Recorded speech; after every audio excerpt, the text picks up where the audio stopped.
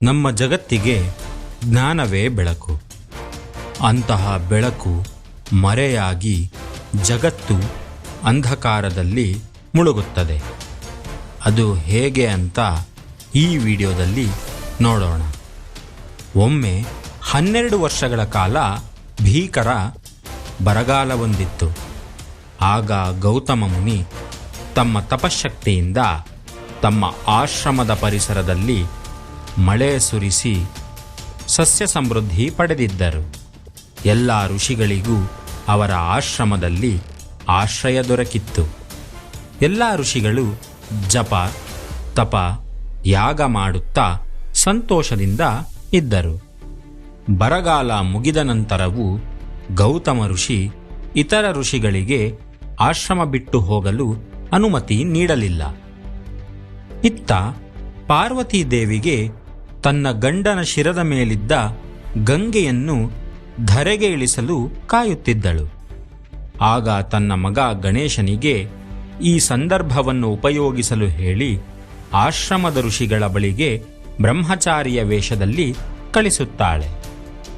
ಗಣೇಶನು ಇತರ ಋಷಿಗಳಿಗೆ ಒಂದು ಮಾಯಾ ಹಸುವನ್ನು ಮಾಡಿ ಅದನ್ನು ಆಶ್ರಮದ ಬೆಳೆ ಮೇಯಿಸಲು ಬಿಡುವಂತೆ ಹೇಳುತ್ತಾನೆ. ಋಷಿಗಳು ಹಾಗೆ ಮಾಡಲು ಹಸುವು ಆಶ್ರಮದ ಬೆಳೆಯನ್ನು ಮೇಯುತ್ತಿದ್ದಾಗ ಅದನ್ನು ಓಡಿಸಲು ಗೌತಮ ಋಷಿಗಳು ಕಮಂಡಲದಿಂದ ನೀರೆರಚುತ್ತಾರೆ. ಮಾಯಾ ಹಸು ಸ್ಥಳದಲ್ಲೇ ಕುಸಿದು ಅಸುನೀಗುತ್ತದೆ. ಆಗ ಇತರ ಋಷಿಗಳು ನಾವು ಗೋಹತ್ಯಾ ದೋಷವಿರುವಲ್ಲಿ ಆಶ್ರಯ ಪಡೆಯುವುದಿಲ್ಲ ಎಂದು ಹೇಳಿ ಹೊರಟು ಹೋಗುತ್ತಾರೆ. ಗೌತಮ ಋಷಿಗಳು ಬಹುವರ್ಷಗಳ ಕಾಲ ತಪಸ್ಸನ್ನು ಮಾಡಿ ಗಂಗೆಯನ್ನು ಧರೆಗಿಳಿಸಿ ಸತ್ತು ಬಿದ್ದಿದ್ದ ಹಸುವನ್ನು ಪುನಃ ಬದುಕಿಸುತ್ತಾರೆ. ನಂತರ ಋಷಿಗಳ ಕುತಂತ್ರವನ್ನು ತಿಳಿದು ನಿಮ್ಮ ಜ್ಞಾನವೆಲ್ಲ ನಶಿಸಿ ಹೋಗಲಿ ಎಂದು ಶಾಪ ನೀಡುತ್ತಾರೆ. ಹೀಗಾಗಿ ದ್ವಾಪರ ಯುಗದಲ್ಲಿ ಸಂಪೂರ್ಣ ತತ್ವಜ್ಞಾನ ನಶಿಸಿ ಹೋಯಿತು. ಸ್ಕಂದ ಪುರಾಣದ ಪ್ರಕಾರ ಕೃತಯುಗದಲ್ಲಿ ತತ್ವಜ್ಞಾನವು ನಾರಾಯಣನ ಉಪದೇಶದಂತೆ ಸ್ವಲ್ಪವೂ ವ್ಯತ್ಯಾಸವಾಗದಂತೆ ಇತ್ತು.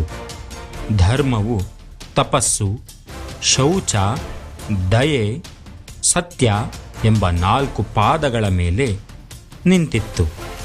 ತ್ರೇತಾಯುಗದಲ್ಲಿ ಕೆಲವರ ಅಹಂಕಾರ ಹಾಗೂ ಭ್ರಾಂತಿಯಿಂದ ತತ್ವಜ್ಞಾನದಲ್ಲಿ ವ್ಯತ್ಯಾಸವಾಗಿ ಧರ್ಮ ತನ್ನ ತಪಸ್ಸು ಎಂಬ ಪಾದವನ್ನು ಕಳೆದುಕೊಂಡಿತು. ದ್ವಾಪರ ಯುಗದಲ್ಲಿ ಗೌತಮ ಋಷಿಗಳ ಶಾಪದಿಂದ ಧರ್ಮ, ಶೌಚ ಎಂಬ ಇನ್ನೊಂದು ಪಾದವನ್ನು ಕಳೆದುಕೊಂಡಿತು. ಹೀಗಾಗಿ ಜಗತ್ತಿನಲ್ಲಿ ಜ್ಞಾನದ ಬೆಳಕಿಲ್ಲದೆ ಎಲ್ಲರೂ ತಮಗೆ ತೋಚಿದಂತೆ ನಡೆದು ಅಂಧಕಾರದಲ್ಲಿ ಮುಳುಗುತ್ತಾರೆ. ಈ ಜ್ಞಾನವು ಮತ್ತೆ ಹೇಗೆ ಲಭಿಸುತ್ತದೆ ಅಂತ ನಮ್ಮ ಮುಂದಿನ ವಿಡಿಯೋದಲ್ಲಿ ನೋಡೋಣ.